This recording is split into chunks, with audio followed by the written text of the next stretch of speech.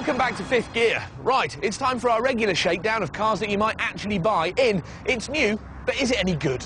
Yes, so this week we have got two tiny estates where you can fit in small people and even smaller dogs. Actually, not quite so tiny. This is the new Skoda Fabia estate, and in the back here it's actually bigger than normal hatchbacks like the Ford Focus or the Vauxhall Astra. With the seats folded flat, this has 1,460 litres of boot space. Beat that. I can't, because this has only got 1,433 litres. Ah, paltry. But what I have got is a split tailgate, which is very handy. That's useful. So you don't have to faff about and open the whole boot. But when you do open the boot, those seats will fold absolutely flat, Right. which I know yours don't. So therefore mine is a slightly more practical use of the space that I've got. Then again, this is a Volkswagen Group car. It's a Skoda. So when you get in the front, you do recognise lots of bits, you know.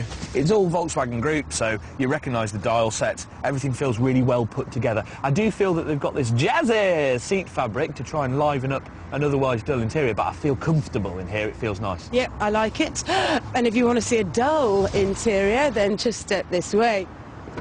Black. Oh, that's dark. Dark. It is, but they have tried to jazz things up a bit with the chrome around the dials and elsewhere. Now, one really good feature I do like, though, is the panoramic roof. Oh, yeah. The kids are going to love that. It's fantastic. OK, then, once round the block in them. Last one back walks the imaginary dog. Fair comment.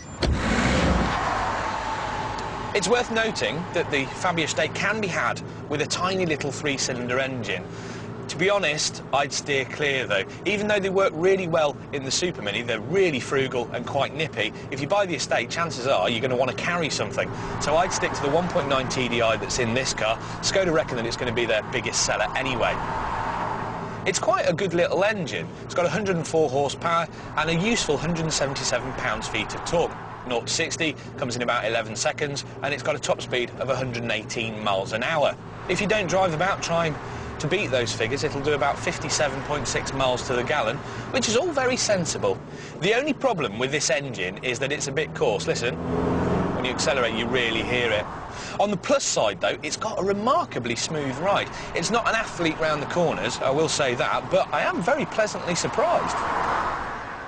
The Peugeot has a smaller engine, a 1.6-litre HDI that's got a bit more torque and 5 brake horsepower more. And if I want a little bit extra, I can put my foot flat to the throttle and I get something called overboost, which just gives me a bit more torque for a couple of seconds. Great for overtaking. Performance figures are comparable to the Skodas, as is fuel consumption, 56.4 miles to the gallon here. When it comes to handling, this is superior to the Skoda. It turns in better, it feels more connected to the road and is more enjoyable. Overall, it is a pretty refined car. So, they're both really rather good. They ride just as well, if not a little bit better than their Super Mini siblings, and they've got more space than bigger hatchbacks.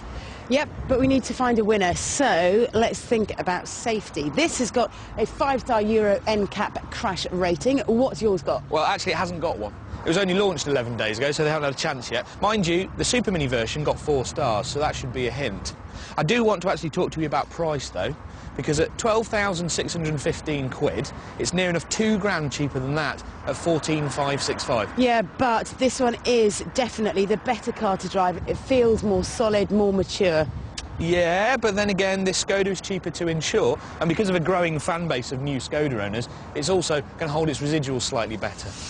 OK, all right, so if you're feeling flush, go for the Peugeot. It's a slightly better car. But if you want more money to spend on, I don't know, dogs or children, then the Skoda is this week's It's New, but is it any good win?